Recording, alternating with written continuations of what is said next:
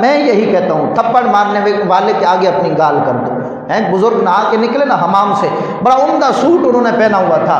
اب تھے اللہ والے، حمام سے نہا کے نکلے، بڑا عمدہ سوٹ. کیمیائے سعادت میں یہ واقعہ موجود ہے. فرمایا جیسے ہی چلے نا گلی میں تو مکان کی چھت سے کسی نے کوڑا کرکٹ گرایا نا، کچرا گرایا تو بزرگ کے کپڑوں پر آ کر گرا. اب وہ نہائے ہوئے بھی تھے، بدن بھی میلا ہو گیا، کپڑے بھی میلے ہو گئے.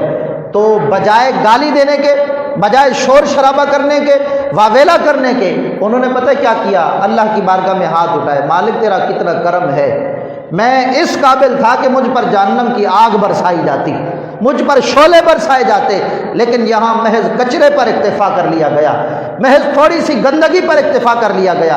بدن میلا ہوا ہے، سلامت تو ضرور ہے نا، کپڑے میلے ہوئے ہیں، سلامت تو ضرور ہے، لیکن میں جب اپنے اعمال دیکھتا ہوں تو بزرگ کہتے ہیں میں اپنے آپ کو جھنجھوڑ کے کہتا ہوں کہ تو اس بات کا مستحق ہے کہ رب تجھ پر پتھروں کی بارش نازل کرے، رب تجھ پر آگ کو برسا دے.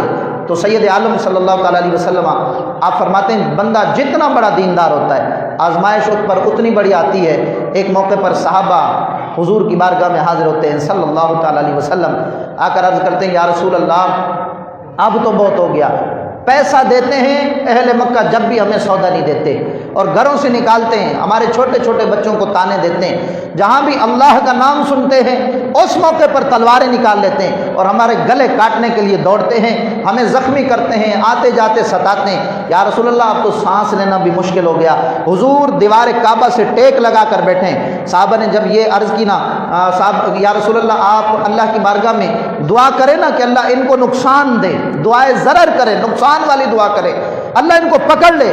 تو حضور علیہ الصلوۃ والسلام نے فرمایا کہ اے میرے غلاموں تمہیں اتنا تو نہیں ستایا گیا نا جتنا پچھلی امتوں کو ستایا گیا تھا. یا رسول اللہ ان کو کتنا ستایا گیا؟ سرکار نے فرمایا ایک اہل ایمان کو پکڑتے تھے جو دین کے دشمن تھے، کافر تھے، ایک ایمان والے کو پکڑتے تھے، کہا اسے آرے کے درمیان میں رکھتے تھے اور آرا چلا کر اس کے جسم کو 2 حصوں میں تقسیم کر دیتے تھے. فرمایا پھر بھی یہ چیز انہیں ان کے دین سے نہیں ہٹاتی تھی، ان کے ایمان سے نہیں ہٹاتی تھی، ان کے پائے استقلال میں تزلزل نہیں آتا تھا، بلکہ ان کی استقامت اور استقلال میں اور زیادہ اضافہ ہوتا تھا. حضور نے فرمایا ایسا بھی ہوتا تھا کہ ایک شخص کو تختے پر لٹایا جاتا، لوہے کی کنگھیاں اس کے جسم پر پھیری جاتی، اس کے گوشت کو نوچ لیا جاتا اور اس کی ہڈیوں کا ڈھانچہ باقی بچ جاتا تھا. فرمایا جب بھی یہ بات ان کو ان کے دین سے ہٹانے والی نہیں ہوتی تھی. آج کل تو بہت زیادہ آسانیاں ہیں، بہت زیادہ آسائشیں ہیں، بہت زیادہ سہولیات ہیں، ہر حوالے سے ہمیں اللہ رب العالمین نے سہولیات میسر فرمائی.